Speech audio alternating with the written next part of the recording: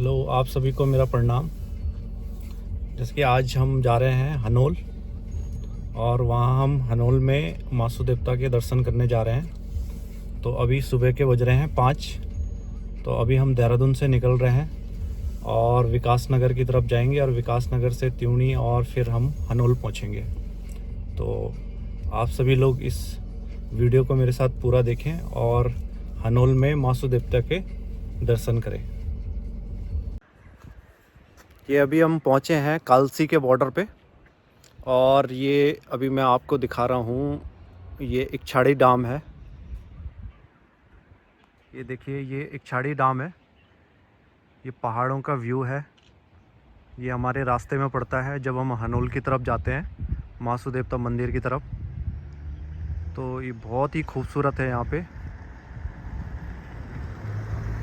ये इकछाड़ी डैम है। ये देखिए, ये सुबह का नज़ारा है। पहाड़ों में बहुत अच्छा खूबसूरत लग रहा है यहाँ पे। ये देखिए,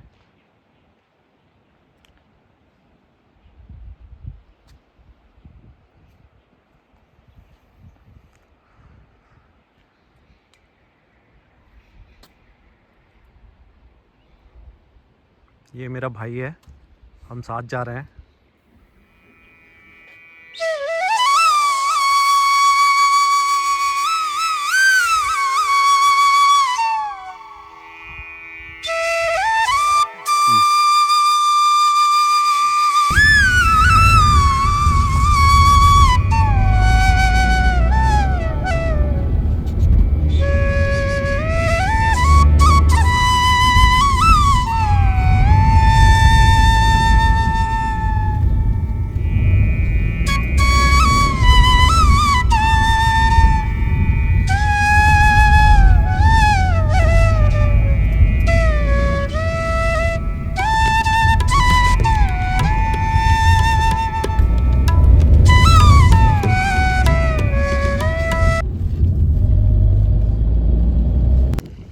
अभी हम पहुंच गए हैं हिमाचल और उत्तराखंड के बॉर्डर के बीच में और अभी हम यहाँ से थोड़ी देर आगे निकलेंगे त्यूणी के लिए। और ये देखिए पहाड़ों का नज़ारा, बहुत ही अच्छे खूबसूरत पहाड़ है यहाँ पे। ये मेरे पीछे भी बहुत खूबसूरत पहाड़ है। ये देखिए, ये देखिए पूरे एकदम खूबसूरत पहाड़ हैं जिनको देखने के लिए लोग बहुत दूर दूर से आते हैं।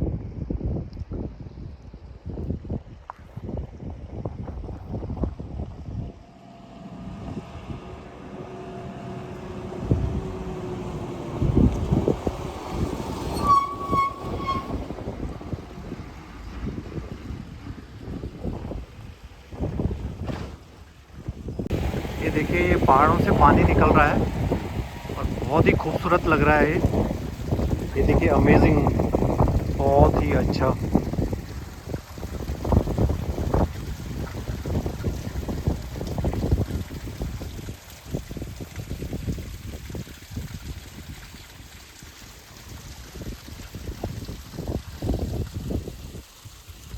बहुत खूबसूरत पहाड़ है यहाँ, बहुत ही अच्छे। ये देखिए,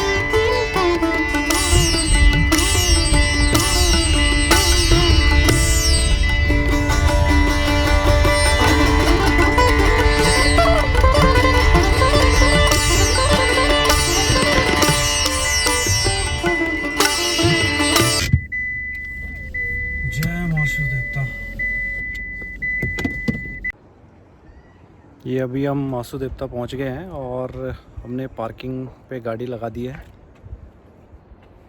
ये देखो हमारे सामने, ये हनोल की पार्किंग है मासू देवता की।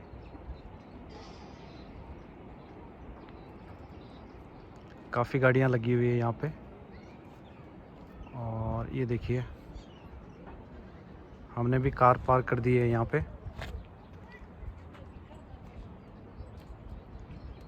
और ये पूरा हनोल का यहाँ पे गांव है, ये हनोल है जहाँ पे मासू देवता विराजमान है। और अभी हम मासू देवता के दर्शन करेंगे यहाँ पे। और यहाँ पे मंदिर के लिए प्रसाद लेते हैं जो मंदिर में चढ़ाते हैं। ये सारे यहाँ से प्रसाद लेते हैं हम लोग।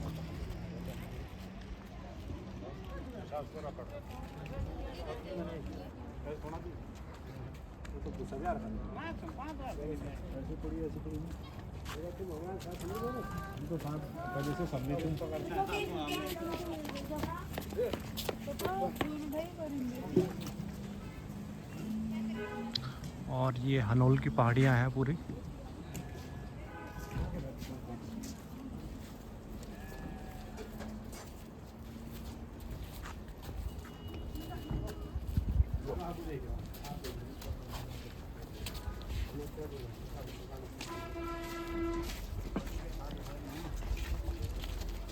और हमने भी यहाँ से प्रसाद ले लिया है और अभी हम मंदिर के लिए जा रहे हैं।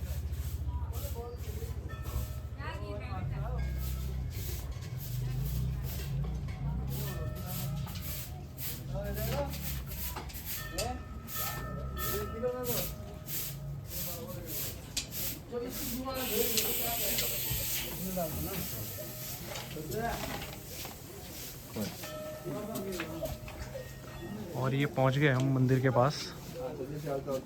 ये सारा यहाँ पे प्रसाद मिलता है जो मंदिर में चढ़ाते हैं हम लोग।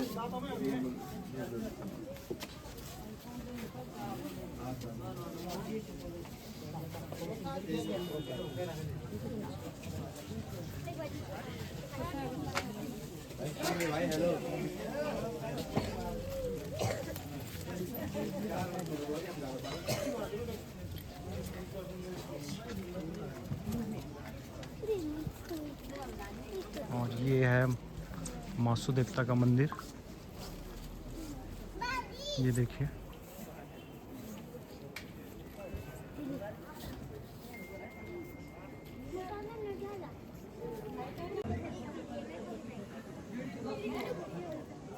ये अभी हम मंदिर से होके आ गए हैं, अंदर दर्शन कर लिए हैं मासू महाराज के।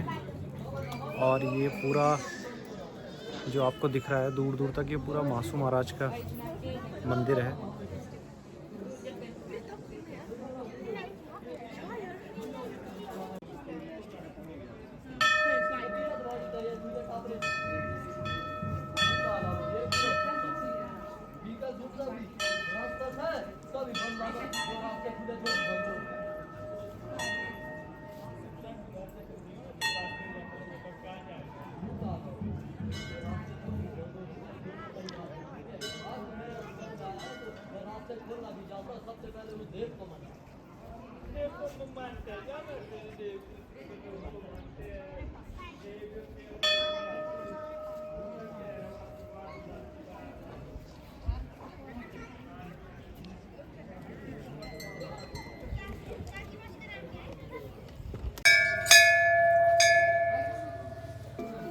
और ये मेरा भाई पत्थर उठाने के लिए जा रहा है। और ये देखो कर रहा है पर उठा ली उसने। हाँ ये देखो फाइनली उठा दिया है। कंधे पे रखा है। और अब ये दूसरा पत्थर भी उठाएगा।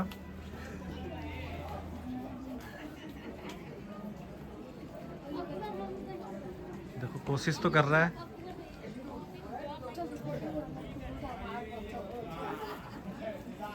ये बस थोड़ा ही उठा पाया है और छोड़ दिया है नीचे। और सारे लोग इसी तरीके से यहाँ पे कोशिश करते हैं पत्थर उठाने की। और ये देखिए इन भैया ने भी उठा लिया है। और अब ये दूसरे पत्थर के लिए कोशिश कर रहे हैं।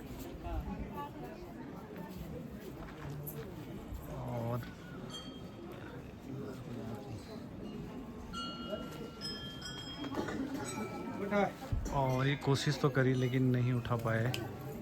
ये भाई अब दोबारा से कोशिश कर रहा है दूसरे पत्थर उठाने की, और ये गया है अभी पत्थर उठाने के लिए, और ये उसने उठा दिया, आधा उठाया है। और फिर से एक बार और कोशिश, और फिर से छोड़ दिया है।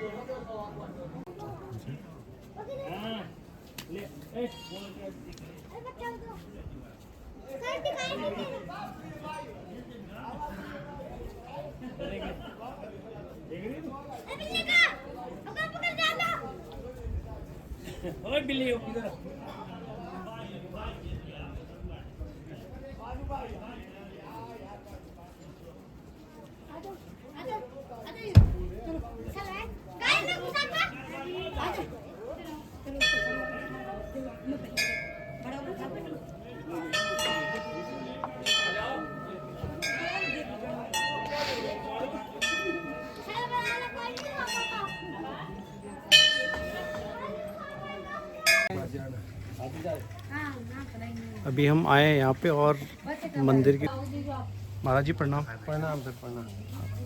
हमें ना मंदिर के बारे में पूछना है कि यहाँ कब बना? हाँ जी, ये चाहते हैं ना आप? जी तो? जी। ये मंदिर बना दिया आपके द्वापुर में अज्ञातवास में। जब 5 पांडव आए थे तो उन्होंने अज्ञातवास में आपके नीचे शहर से लेकर ये हमारे हाटकोटी में सुंदर जगह नाम है, वहाँ पे भी उन्होंने मंदिर बनाया। फिर वहाँ से जैसे जैसे भ्रमण करते रहे वो आगे, फिर यहाँ पे आए तो ये मंदिर स्थापित पहले यहाँ शैल पटांगना एक वहाँ बना रहे थे। तो भीमसेन जो है ना वो करता था काम रात ही रात को।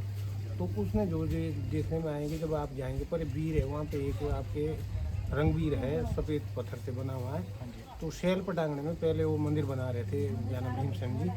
तो उन्होंने जितने में वो बना रहे थे उसका नीचे का जो वो बनाया फाउंडेशन, तो उतने में मुर्गे ने आवाज़ दे दी। फिर उन्होंने वो काम वहीं डब कर दिया। फिर दूसरी रात्रि में उन्होंने जो है ना एक रात में जो पीछे का जो मंदिर बना हुआ है, एक ही रात में इसका वो क्या नाम निर्माण किया उन्होंने। इसमें अंदर मान जो है ना, वैसे हर कितनी भी बड़ी इमारत होगी 4 ही कोने होते हैं, लेकिन इसमें जो है ना 32 कोने हैं अंदर मान। इस वाले मंदिर हाँ, जो लास्ट वाला जो मंदिर है जिसमें महाराज जी है, तो इसमें जो है ना 32 कोने हैं। और ऊपर जो है ना उसको जो है ना उल्टा है, इसकी जो चिनाई हो रखी है। एक हाथ पे जो है ना उन्होंने बहुत बड़ा पत्थर रखा, बद्रा शीत है उसका नाम, तो उसके ऊपर उसकी चिनाई की उन्होंने। तो जितने में सुबह 4 बजे इसको जो है ना यूँ रखा है, इसका जो नीचे वाला पासा है वो ऊपर को है और ऊपर का पासा नीचे को है। तो ये मंदिर उस टाइम बनाया था द्वापुर में। तो यहाँ पे जो है ना भगवान विष्णु ने भी यहाँ राज्य किया, उस वजह से यहाँ का नाम एक चक्रपुर भी है। उनके सुदर्शन के चक्र से यहाँ का नाम चक्रपुर है। यहाँ का मतलब चक्रपुर नाम चक्रपुर नाम भी है। और उससे पहले जो है ना आपके जो जब उसमें क्या नाम है आपके द्वापुर में त्रेता आई, पहले द्वापुर से पहले त्रेता में यहाँ का नाम असली नाम जो है ना जो हनोल बोलते हैं आज, ये अशुद्ध नाम है। यहाँ का नाम अनल है।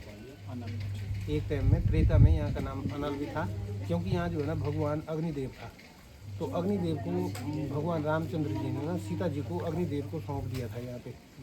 उस प्रकार से यहाँ लोग हनोल बोलते, लेकिन यहाँ का नाम अनल है। उसके बाद यहाँ का नाम द्वापुर में चक्रापुर पड़ा है, तो जो यहाँ का नाम चक्रापुरी भी है। तो ये तो मंदिर की बात है। यहाँ से फिर आगे आगे जाते रहे, जैसे आपके बद्रीनाथ, केदारनाथ, जितने भी धाम है सारे उन्होंने बनाए। उसके बाद आप पूछना चाहते हैं महाराज जी कैसे आए, आगे यहाँ पे कैसे आए? तो ये आए थे जी यहाँ पे महेंद्र जगह में एक राक्षस रहता था, उसका नाम था किरमिर दानव। किरमिर दानव एक राक्षस था, और वो जो है ना महेंद्र में 35 एक घर थे ब्राह्मणों के। तो वहाँ जो है ना उसको प्रति एक हफ्ते में एक आदमी और 7 खारी बोलते थे उस टाइम, जैसे आजकल क्विंटल है, टन है, तो उस टाइम खारी चलती थी। 7 खारी अनाज कच्चा, और प्रति एक आदमी की बलि हर 8 दिन के बाद। वहाँ गुफा नीचे पुल है, कच्चा पुल है पार डिस्ट्रिक्ट उत्तरकाशी जाने को मेन रथ में, उसके नीचे वो गुफा है, अंदर पानी के बीच में रहता था वो। तो वहाँ जो है ना प्रति एक 8वें दिन एक व्यक्ति और वो अनाज रखते थे। तो वो परंपरा चलती आ रही थी बहुत समय से। फिर वहाँ पे जो है ना एक बूढ़ा ब्राह्मण था, वो 70 साल का था, उसका नाम था ऊणा भाट। अभी भी उनकी मूर्ति महाराज के साथ अंदर स्थापित है पूजन में। तो ऊना भाट नामक उसको कोई संतान नहीं थी, उसकी थी एक औरत, वो भी बूढ़ी 60 साल की थी।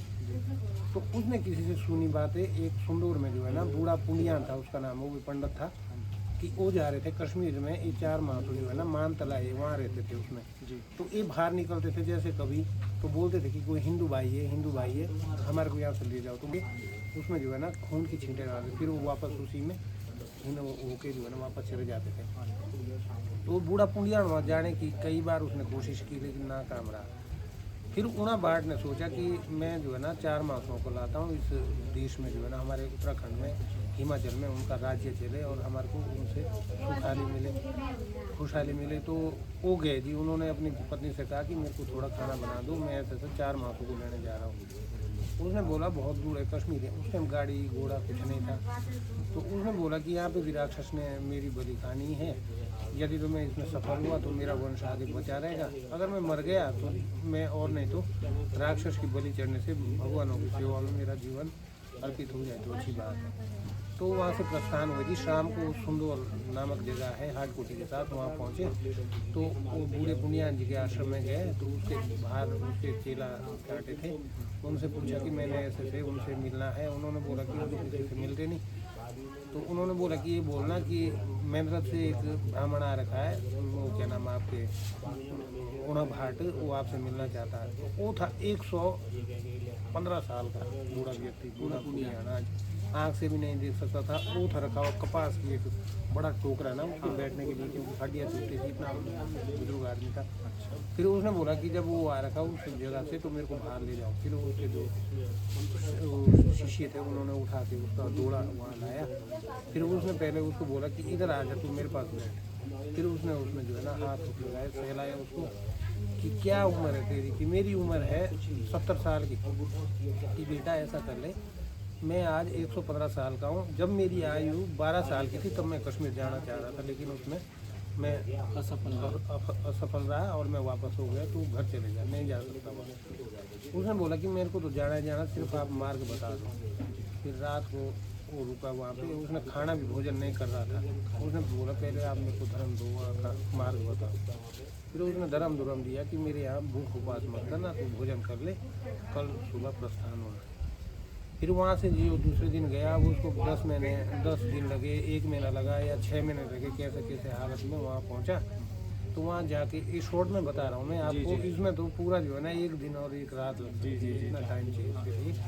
तो कश्मीर पहुँचे जब, तो वहाँ जो है ना सबसे पहले शिरपुरिया महाराज जो चालदा महाराज के वीर है, और महाराज के वीर है आपके कोयलू महाराज, ये जो है ना 24 घंटे जो है ना परिक्रमा करते रहते थे। उन्होंने पहले ही देख लिया कि वो एक ब्राह्मण आ रखा, वो महाराज को लेने आ रखे हैं, तो इसकी तो सहायता करना पड़ेगी। फिर वो जो है ना उसको अपने उन्होंने दर्शन, मतलब एक सादे रूप में दर्शन दिए। उन्होंने बोला कि बोल बेटा काय के लिए आ रखे, कि ऐसा था कि हमारे यहाँ एक राक्षस है हिरमिट दानव, उसने पूरा गांव ख़त्म कर दिया और पूरा इलाका ही ख़त्म कर देगा। एक समय ऐसा आएगा, आप लोग और 4 माह चाहिए वहाँ के लिए, हमारे देश के लिए। उसने बोला बेटा है तो बहुत नामुमकिन है, पर ये है कि हम तेरे साथ तेरा सहयोग करेंगे, ऐसी प्रक्रिया करनी पड़ेगी तब यहाँ से वो आ सकते हैं। फिर जी जो पर एक अंगारुआ महाराज है, वो है आपके भैरवनाथ जी, जो काले चेहरे वाले हैं, इधर को भारी। तो वहाँ पे भी कश्मीर में ऐसे 4 भार वीर हैं बने हुए प्राचीन काल के। तो उन्होंने उसको जो है ना वहाँ बिल्कुल ही एक सूक्ष्म रूप में इतना छोटा बना दिया। उसके नाकों में भी टाँके लगाए, मुंह में भी टाँके लगाए, आंखों में भी टाँके लगाए, जो हमारा मतलब विष्ठान रूप का वो है द्वार, उसमें भी टाँके लगाए, बाथरूम का उसमें सारे उसके बंद कर दिए सारे पार्ट। फिर उसको वहीं स्थापित रखा कि जितना भी समय लगेगा, 1 हफ्ता या 2 हफ्ता, तो यही रहे, जब तेरी ज़रूरत होगी हम तेरे को बुला लेंगे। तो उन्होंने जो है ना उसको रखा। फिर उन्होंने और भी थे कई, उन्होंने बोला कि यार कोई इंसान है इधर आया हुआ, कुछ ऐसा लग रहा कि क्योंकि भगवान जो वो है आपके चालदा महाराज, वो भगवान विष्णु का अवतार है, वो तो हाथ में पढ़ के जो है ना सारी चीज़ें बताते कि कोई मनुष्य। फिर वो जाते थे, कई वीरों को भेजा, तो अपने खड़क खंडों से ना धरती माता में पत्थरों में जब लगाते तो ऐसे जैसे बीज चिंगारी आ रहे, तो आपके ऊना भाट बोल अपने मन में सोच रहा कि वो राक्षस को बाद में खाएगा, पर जो ये आवाज़ें आ रही मैं इसी से मर जाऊँगा। फिर जब उन्होंने चारों तरफ, फिर बाद में जो है ना आपके शेरपुरिया कोयल को भेजा, उन्होंने बोला कोई नहीं इंसान, आप चलो ऊपर चलो इस पानी से। बस फिर वो आए जी, जैसे ही वो आए उसको समझा रखा था कि जैसे ही सब लोग आएंगे बाद में चाला मासू आएगा, सोने का छतर होगा उसके ऊपर, उसके पैरों में गिर जाना चाहिए, वो तेरे को ना मारने नहीं, वो तेरे को बचाएगा। तो जैसे ही उनकी पानी से उत्पत्ति हुई तो वो आते रहा, जैसे ही वो महाराज जी है चाला महाराज जी, तो एकदम से वो उनके पैरों में उन्होंने उसकी अपनी शक्ति से सारे उसके टाँगे टूके फोड़ के जैसा मनुष्य था अपने रूप में आया, तुरंत उसके पैरों में झपी मारी उसने, इधर उधर से सारे वीर खड़े हुए, बोला काटो काटो को, बोले ऐसा मत करना, ब्राह्मण का पाप मत डालो, कि अब इसको ये पूछो क्यों आया, क्या कारण है। फिर उसने सारी अपनी परेशानी बताई कि ऐसी चीज़ें हैं। उसने बोला आ तो जाएंगे पर हमारी पूजन कहाँ करवाएगा तू, बोला मेन रथ में है वहाँ तुम्हारी, उन्होंने बोला मेन रथ में 2-3 जगह 4 देवताओं की पूजा कहाँ होगी, बोला ऐसा कर ले हम खुद अपने लीला के खुद ढूंढेंगे, जो आपको अभी चाचू ने बताया आर पार जो पूजन होती है लास्ट में ये इसका हो। तो उन्होंने बोला कि ऐसा कर ले, तू एक फूल की टोकरी अपने साथ ले जा और ये समझ लेना कि हम तेरे साथ आ गए, पर इसको जब तू बाहर स्रोत जाएगा आउटसाइड जाएगा तो इसमें बिना पंच स्नानी करके इसमें हाथ मिले तो खंडित हो जाएगा सारा। तो उसको समझा के वापस वो उसमें प्रस्थान हो गए और वहाँ से जैसे ही वो चला होगा 10-15-20 कदम, उन्होंने देखा कि जब तक वो वहाँ पहुँचेगा ठड़ियार वहाँ क्या नाम मेंद्रथ और तलवाड़ एक मर जाएगा। फिर इन्होंने आपके कोयल और शेरकुड़िया ने खड़क खांडे बोलते हैं उनको, जो उनकी शक्ति है, जैसे पहले के ज़मानों में बाण होते थे तो बचनों से चलते थे, फिर उसको जो है ना उन बाणों में बैठाया, बला आँखें बंद कर, जितने में उसने अब आँख खोलने में बंद करने में कितने 1-2 सेकंड लगते हैं, तो आँख खोलते ही बैठा के जैसे उसने आँख खोली तो तलवाड़ है पार कुकरेड़ा से मेहनत से पार तलवाड़ गांव है, तो जितने में उसने अपने पल के खोली उतने में वो आँख ऐसा बैठा, उसके पास ढाबड़ी होती है, एक ऊन की ना हमारे यहाँ ओढ़ने के लिए वो थी, उसके ऊपर वो बैठा हुआ और टोकरी के साथ देखा उसने कि मैं सपना देख रहा था या मैं हकीकत गया था वहाँ कश्मीर। फिर जब वो टोकरी देखता तब उसको यकीन होता कि नहीं मैं गया था। अब इतने में उसको जो है ना कितने दिनों से वो बाहर नहीं गया होगा, उसको जो है ना बाथरूम लग गई कि यार बाथरूम करना था। अब बाथरूम करे तो नदी काफ़ी दूर जाना था उसने, फिर वहाँ कोई डंगर आता तो वो फूल खा लेता। अब उसके लिए जो है ना धर्म संकट हो गई कि उसने एकदम से मन में एक आराधना की कि हे 4 भाई मासू और 4 वीर, अगर इधर ही कहीं पानी होता तो मैं थोड़ा सोच करके पंच स्नान कर लेता। जहाँ बैठा था अभी भी वो पानी है वहाँ, तो उसी डाबले के नीचे से पानी निकल उसी वो पट्टू जो ढाबली थी उसी के नीचे से पानी निकला। उसने देखा पानी तो मेरे नीचे देखा तो वहाँ से खूब मतलब एक पाइप का जो है ना स्रोत वैसा पानी। फिर उसने हाथी से जो है ना वहाँ एक छोटा सा गड्ढा बना के, जैसे वो होता है आपके बाऊ और कुंड होता है वैसा बना दिया। फिर जी वो आपके बाहर गया बाथरूम गया, उसने पंच स्नान करके उसको उठाया चल दिया।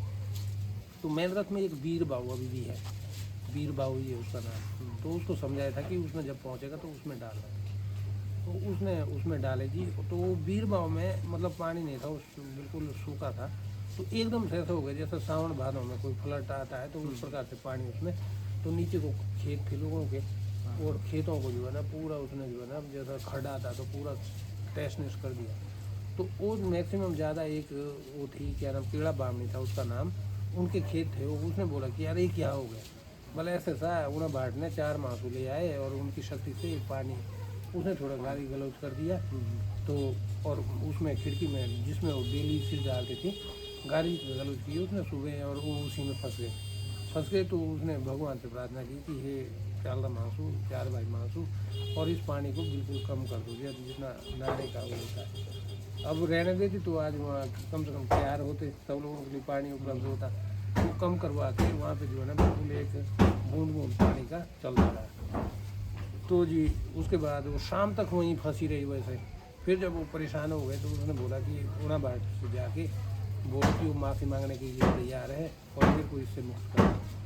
वो गया वहाँ पे, उसने बोला मेरे लिए तुझे 100 गाड़ियाँ दी थी, मेरी गाड़ियों से तेरे को कोई फ़र्क नहीं पड़ा, जो तेरे 4 भाई मासू 4 वीरों के लिए गाड़ी दी उसका तेरे को ये परिणाम मिल गया। अब ऐसा कर ले तू अगर मुक्त होना चाहती है 4 सिक्के निकाल के 4 तोड़े उनके नाम के रख और उनसे बोलो कि देवा मेरे से गलती हो गई, मेरे को माफ़ कर दे और इस जो मैं फंसी हूँ इस बंधन से मेरे को मुक्त कर दे। फिर जैसे 4 तोड़े रहते उस गुना बाट में घुमाए वैसे उसमें तो डेली वो सिर डालते थे। फिर वो वहाँ से छूट गए। तो दिन ऐसे बीतते बीतते उन्होंने बोला था कि वहाँ पे कि 7 एतवार के बाद कंवारे बछड़े कंवारे लड़कों से हल लगवाना नीचे बागा डोकरी है वहाँ पे मेरठ में खेत में, बागा डोकरी। वहाँ पे हमारी उत्पत्ति होगी। तो अब लोग जब वो 7 हफ्तों में तो बड़े दिन आने थे, 2-2.5 महीने थे, तो लोगों को फिर जल्दीबाजी भी हो गई, उनको थोड़ा विश्वास भी हो कि नहीं यार हकीकत है। उनको बोल रहे कि यार उड़ा बात जितने में तो 2 अपने 7 हफ्ते आएंगे उतने में तो आधा गाँव खत्म ऐसा तो हो ही गया। अब 8-10 परिवार है वो सब खत्म हो जाएंगे और आप इसको जल्दी कर दो। तो उन्होंने उस चीज़ का इंतज़ार नहीं किया।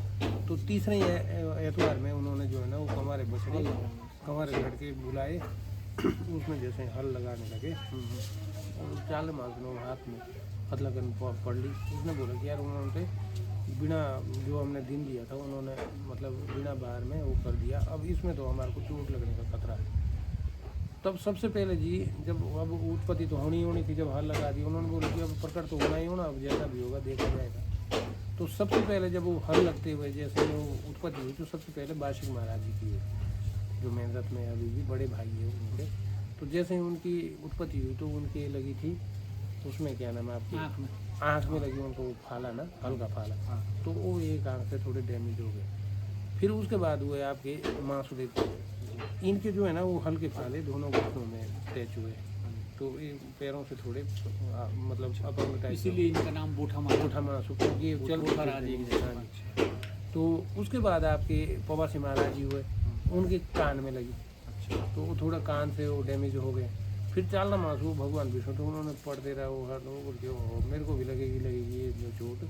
फिर हल्का फाला इधर जाता तो वो इधर को भागते हैं, वो इधर को आता तो वो इधर को भागते। बाद में उन्होंने समय देख के जैसे वो हल्का फाला इधर को गया तो जैसे ये फाला यहाँ आगे रड़ा वो पीछे से जो है ना हल्के पीछे से उन्होंने अपनी उत्पत्ति करी, तो उनको कहीं नहीं चोट लगी, इसलिए वो जो है ना बिल्कुल मतलब सही उनकी उत्पत्ति हुई और वो बिल्कुल कहीं से भी उनको चोट का वो आभास हुआ।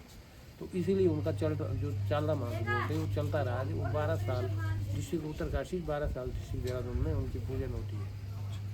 तो जब उनकी उत्पत्ति हुई तो उन्होंने बोला कि बोल भाई होना बाट तेने ऐसा क्यों किया, हमारे सबको तेना अपंग कर दिया, मैं थोड़ा इंतज़ार कर लेता। बोले क्या करूँ महाराज, सब लोगों ने मेरे को फोर्स किया और ऐसी सी बात है इसलिए इंतज़ार नहीं कर सके कि अब बता तू कहाँ हो राक्षस। उसके बाद होगी सारी बात है। बोले यहाँ है जी जो एक नीचे झूला फोड़ा है, इसके नीचे बहुत बड़ी गुफा है पीछे, इसमें बड़ा कोई बात नहीं। कोयलू शेरपुड़िया दोनों तैयार हो गए। उन्होंने उस राक्षस से जो है ना 10 गुना अपना रूप जो है ना भयानक कर दिया, जैसे राक्षसों को देते उससे 10 गुना। तो जैसे चलदा महाराज उनके वीरों ने शेरपुड़िया ने और कोयलू महाराज ने फिर वो नदी के किनारे गए, तो उन्होंने डिसाइड किया भाई अब कैसा होगा। शेरपुड़िया ने बोला भाई ऐसा ऊपर आएगा उड़ने के लिए तो मैं जहाँ तक भी जाएगा इसको नहीं छोड़ूंगा, पानी में मेरे बस का है। पानी में बोला कोयलू ने कि पानी के लिए तो मैं हूँ, तो उसी चिंता न कर। जैसे उसने नीचे गोता क्या मारना तो अनंत हो रखा था, जैसे कि कुंभकर्ण से भी 10 गुना। तो ऐसा ही चल के पानी में उतरे तो पानी भी तेज नहा रहा था नदी में। तो जैसे ही वो अंदर गया उसने बोला बाबा ये कौन आ गया, तो मेरा भी बाप है। उसकी वैसे ही हवा सेट हो गई, भागो वहाँ से जो है ना, और ऊपर कौन सी नदी में वो आगे नीचे को बहना वो भूल गया, ऊपर को लग गया, ऊपर को लग गया। फिर दौड़ते आगे यहाँ सवाल किया रही है। ऊपर आता तो ऊपर वो जो है ना उसके पास वो गणमुद्रा था, उसे वो मारता, नीचे जाता तो कोयलू महाराज के पास खड़क खांडा था। तो वो जो है ना दौड़ते यहाँ तक आए, यहाँ से फिर उसने वापस बैक हुआ। फिर यहाँ से जब त्यूणी पहुँचा तो त्यूणी 2 नदियों का वो है क्या नाम मिलन संगम। हाँ जी, एक पावर नदी है एक टोंस नदी है। फिर वो पावर नदी में गया, पावर नदी में वो भागता रहा। फिर उर्दू से ऊपर एक जगह एक पत्थर है, तो वहाँ उन्होंने उसको पकड़ा तो उस पत्थर को ऊपर ले गया। उस पत्थर का नाम अभी भी कटाई जान बोलते हैं, उसमें अभी भी खांडों के निशान है। उसको काटने की वजह से उसका नाम कटाई जान पड़ा। फिर उस पत्थर के ऊपर पकड़ा, उन्होंने काटा उसको, उसके पीस किए। फिर उसके जब ढेर लगे उसके शरीर की मीट की, तो उन्होंने बोला भाई ऐसा है इसने मनुष्यों का मांस बहुत खा रखा है, इसको तो हम खाएंगे चारों वीर। फिर वो 2 वीर भी वहाँ पहुँच गए।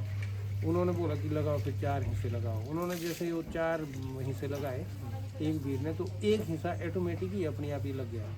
उन्होंने बोला भाई तेरे को जो है ना तेरे को नहीं आना बांटने, आप बांटो। फिर वो दूसरा वीर लगा बांटने। तो जैसे ही वो 4 बाटियाँ लगा रहे, 5वीं बाटी अपनी आप ही लग रही, तो सस्पेंस में हो गए। उसने बोला तेरे को भी नहीं आती बांटने, तू बांट भाई कोयलू। फिर कोयलू महाराज बांटने लगे। चारों ने जब बांटा तो वो परेशान हो गए। उन्होंने बोला ये 5वीं हिस्सा किसका लग रहा। फिर ये माता जो है ना ये प्रकट हो गई। इसका नाम असली नाम जो है ना इस नदी का कर्मनाशा है। कर्मनाशा टॉन्स तो विवाह की वजह से पड़ा है इसका नाम कर्मनाशक इसका नाम कर्मनाशा है। फिर ये प्रकट हुई। इसने बोला कि बेटा कि ये हिस्सा मेरा लग रहा है, इसने मेरे आंचल में रह के बहुत अत्याचार किया, इसका मांस तो मैं भी खाना चाहती हूँ। तब वो पहली जो बांटी थी वहाँ पे हिस्सा लगा था। पहले उसको जो है ना नदी को दान किया कि लो माँ पहले आप ही ग्रहण करो। तब वो 4 बाटियाँ उन्होंने ग्रहण की। फिर वो वहाँ से आए। फिर इन्होंने जो है ना गुणा बांटने उनको बोला कि अब खुद ही आप लोग जो है ना अपनी जगह स्थापित करो। और तब से ये बलि प्रथा भी शुरू तब हुई। से बलि प्रथा भी है, शुरू क्योंकि हुई ये थी। जो वीर है 4 ही वीर नहीं इसके साथ 6400 काली 5200 वीर है। उनको शांत करने के लिए बकरे अगर जिससे नहीं आप बंद हो जाएंगे तो इंसान की बलि भी जा सकती है, क्योंकि उनको शांत करने के लिए बकरे काटे जाते। अन्यथा मांसु देवता तो इन चीज़ों से बहुत दूर है।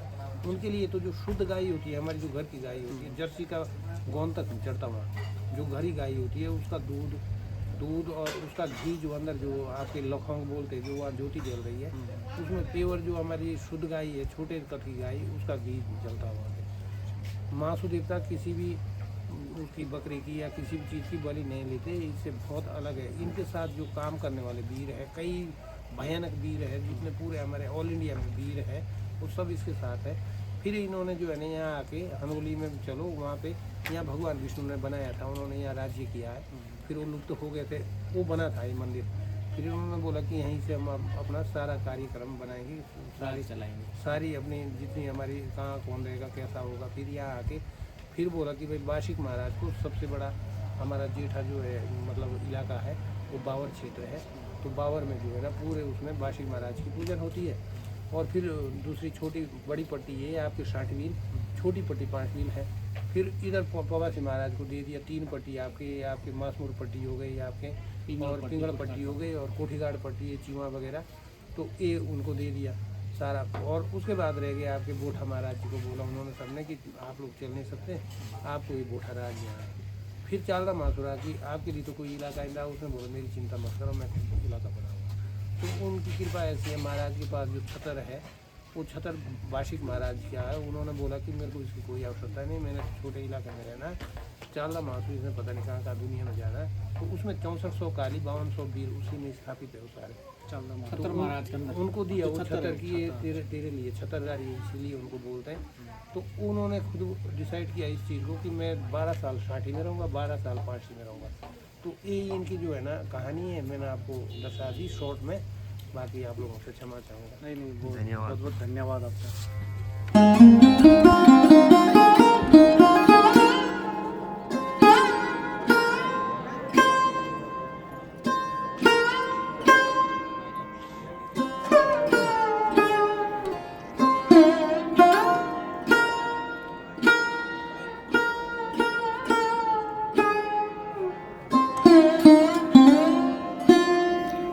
ये पूरा मंदिर का इलाका है ना, सारा आसपास जो आपको दिखाई दे रहा है।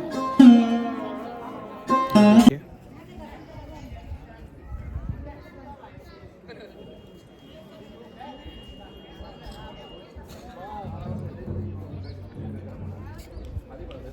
ये मासू महाराज का मंदिर है, और इसके बैक साइड में जो है वो विष्णु भगवान का मंदिर है।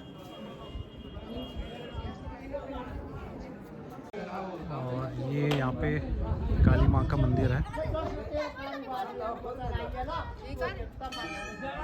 यहाँ पे बहुत सारे लोग आज आ रखे हैं मंदिर घूमने के लिए। और यहाँ पे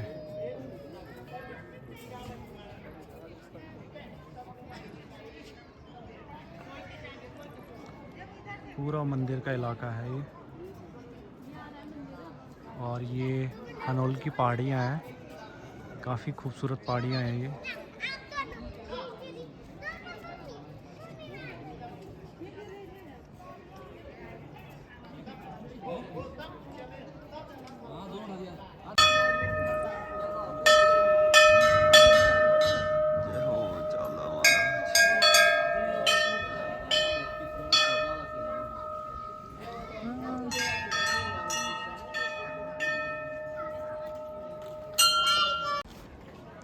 यहाँ पे हनोल मासू देवता के बारे में लिखा हुआ है।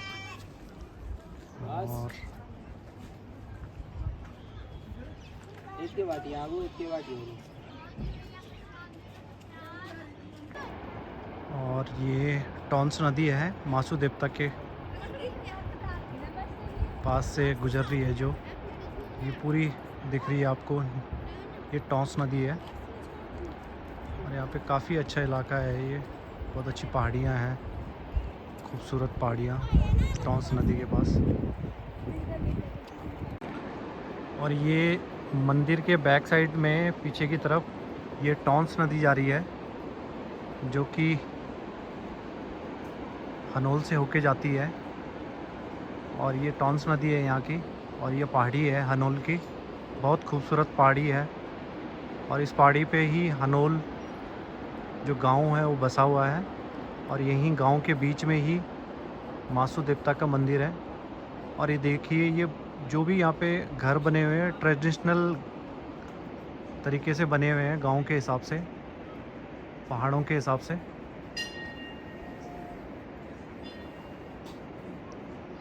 और ये देखिए पूरे पहाड़ी ट्रेडिशनल घर हैं सारे,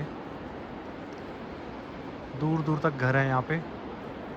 और बहुत ही अच्छा व्यू है यहाँ पे जो आसपास का है। तो अभी हमने मासू देवता के दर्शन कर लिए हैं, तो अभी हम निकल रहे हैं मासू देवता हनोल से। अब हम दूसरे मंदिर की तरफ जा रहे हैं, जो दूसरे महाराज जी हैं, चालदू महाराज और बासिक महाराज। तो अब हम उनके मंदिर में जा रहे हैं, उसके बाद फिर हमें देहरादून के लिए निकलना है। तो काफ़ी शांति मिली है यहाँ पे आज दर्शन करके। काफ़ी समय से होप लगा रखी थी कि जाएंगे, आज फाइनली मौका मिला, दर्शन मिले भगवान के, और बुलावा आया था इसलिए आ गए यहाँ पे। तो अब निकल रहे हैं यहाँ से। अभी हम आ गए हैं ये बासिक महाराज के मंदिर में। ये मंदिर पहला मंदिर है यहाँ पे, महेंद्र में पड़ता है, महेंद्र जगह का नाम है। और ये मेरे आसपास का इलाका है, जो ये गांव है ये महेंद्र ही है, और यहीं पे ये मंदिर है। ये है मंदिर बासिक महाराज का मंदिर। ये बाहर का व्यू है इसका।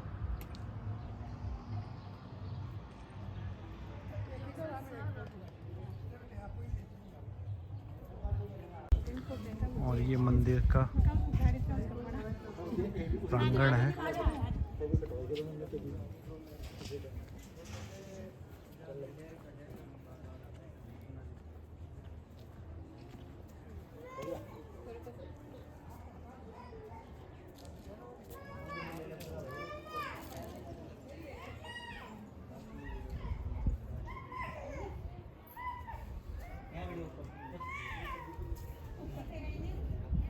ये भाई अभी मंदिर के अंदर जा रहा है। ये यहाँ पे बासिक महाराज का मंदिर है।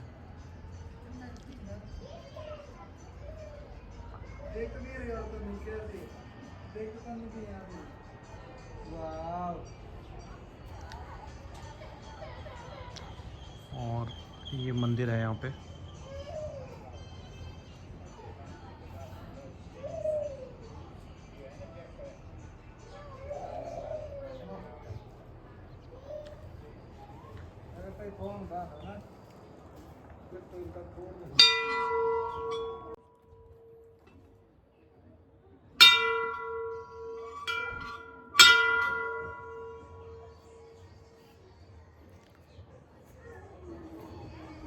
बहुत ही अच्छा जगह है, काफ़ी शांति मिल रही है यहाँ पे।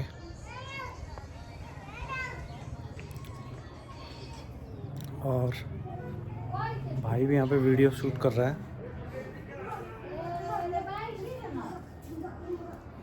और ये टॉन्स नदी है।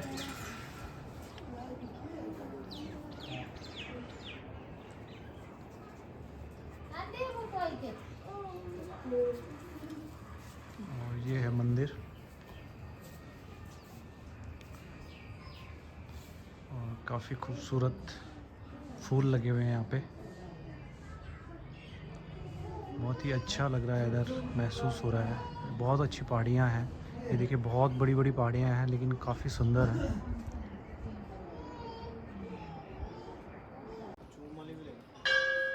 हैं?